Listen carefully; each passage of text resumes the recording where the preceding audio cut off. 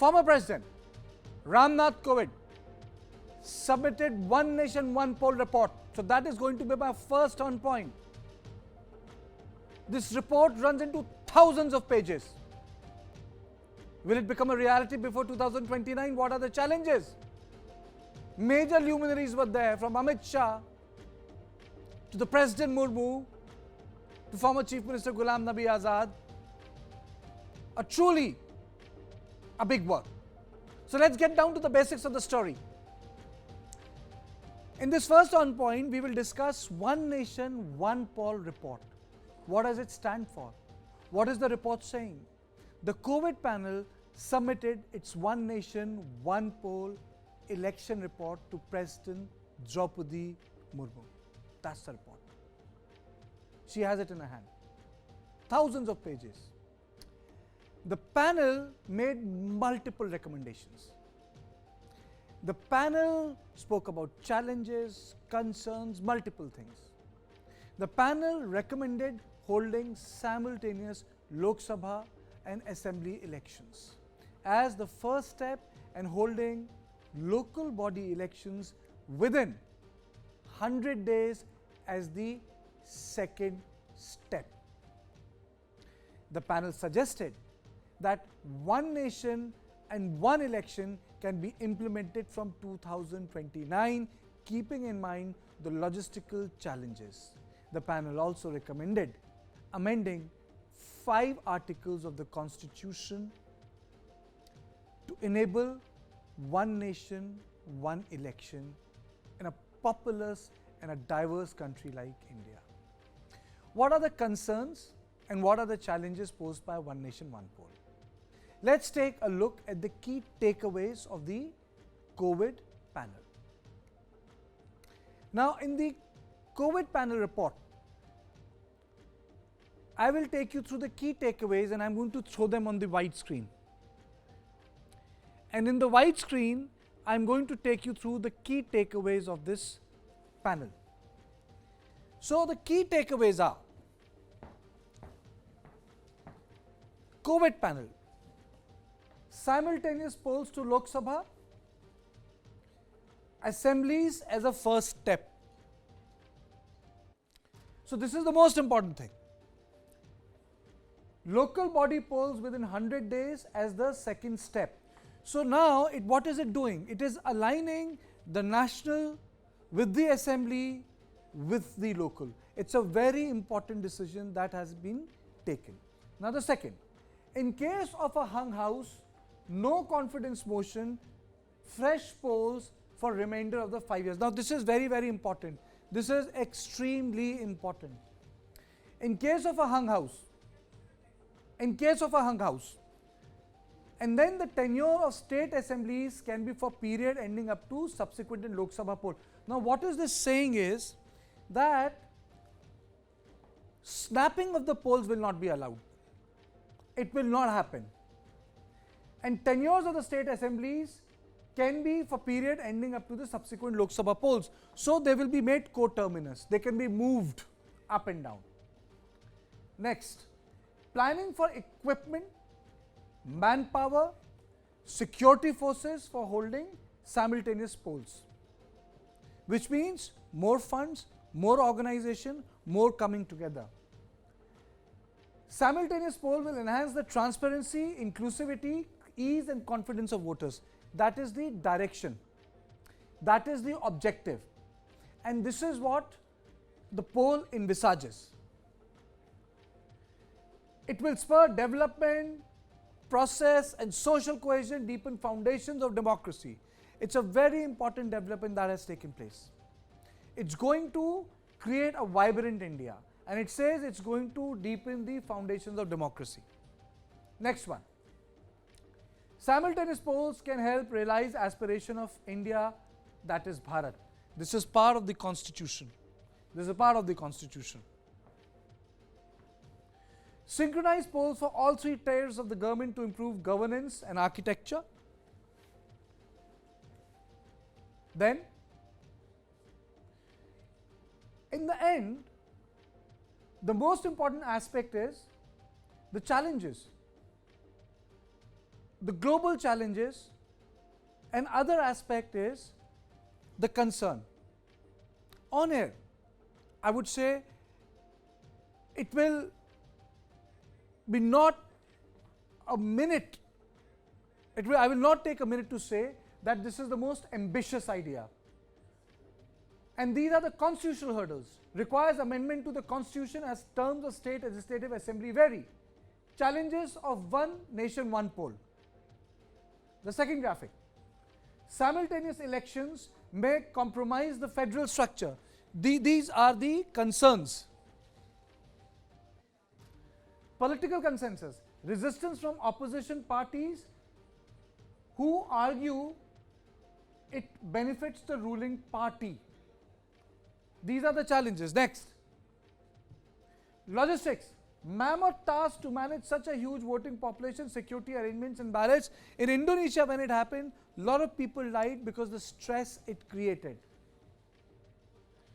So these are the challenges. Now the concerns. National issues may overshadow regional concerns. That's one concern. May marginalize regional parties and dilute federalism. That's another concern. Strain on resources of EC and administrative machinery. That's another concern. Can centralize power in the hands of the ruling party. These are all which had been debated. Look at the beauty of it. Look at how transparent it is. Look at the way they have done it. It says that it may undermine the diversity of Indian democracy. These are the concerns of the one nation, one poll. Before I move any further, let me play out a couple of bites on this subject. Modi ji का मकसद क्या है? One nation no election, one nation no election, वही तो चाहते हैं, वही तो चाह रहे हैं, इसीलिए तो जा रहे हैं। मुझे 400 सीटें दीजिए, मुझे 2/3 बहुमत दीजिए, मैं संविधान बदलूं। संविधान बदलने का उनसे क्या फायदा मिलेगा? One nation no election. One nation one election से देश को भारी फायदा होने वाला है। तमाम, एक तो सरकारी धन का जो दुरुपयोग होता है या धन ज्यादा खर्चा होता है समय समय पर इलेक्शन पर, वो तो बचेगा ही, लेकिन जो आचार संहिता के कारण जो डेवलपमेंट के काम रुक जाते हैं, विकास अवरुद्ध हो जाता है, उस विकास को भी गति मिलेगी।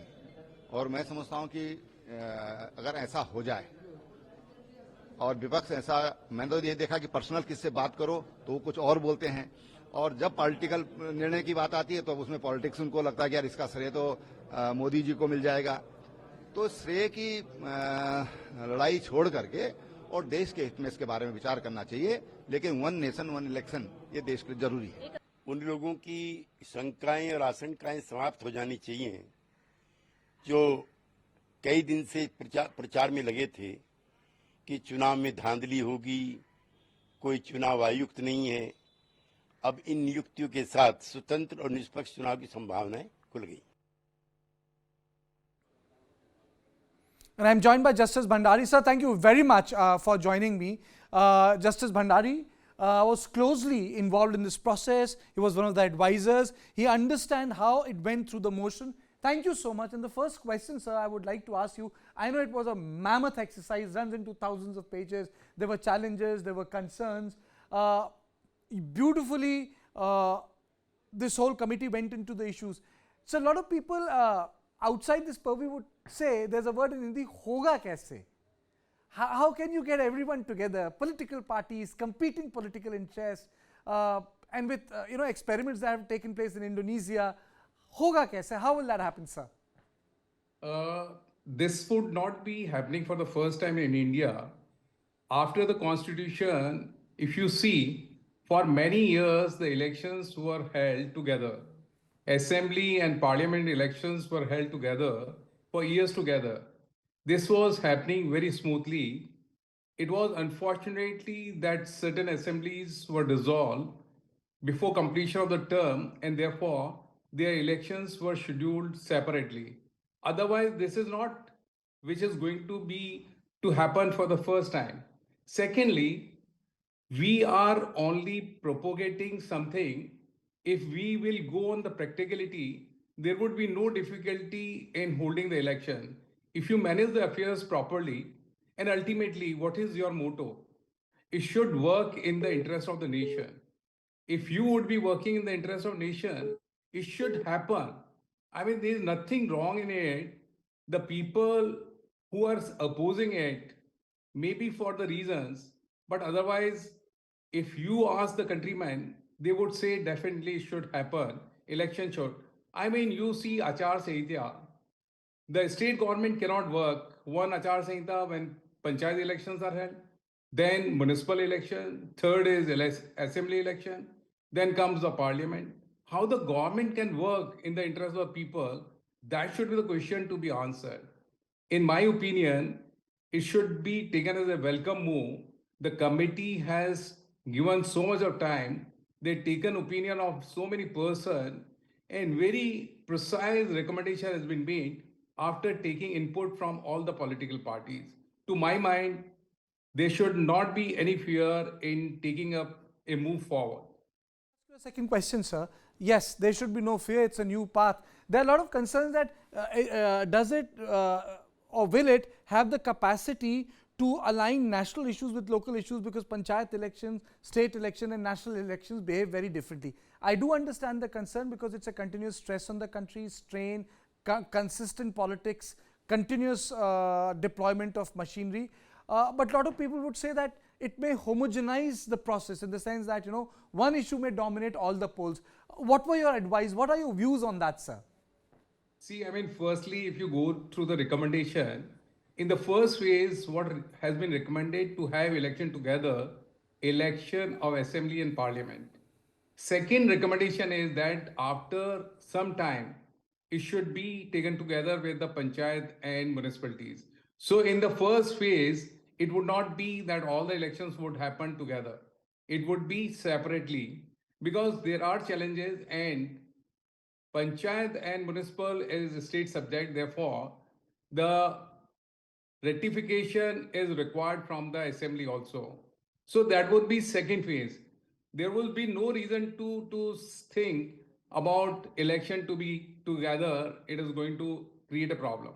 So the issues are concerned, ultimately predominantly first is the national issue. That has to be taken care of because it remains in the interest of every person or every citizen of the India. Secondly, the state issue, definitely it will come. The state issues were taken up together when the elections were held together. I mean, in the past, parliamentary and assembly elections were happening together. Regional issues remains always. That is addressed, and that is significant for the assembly poll.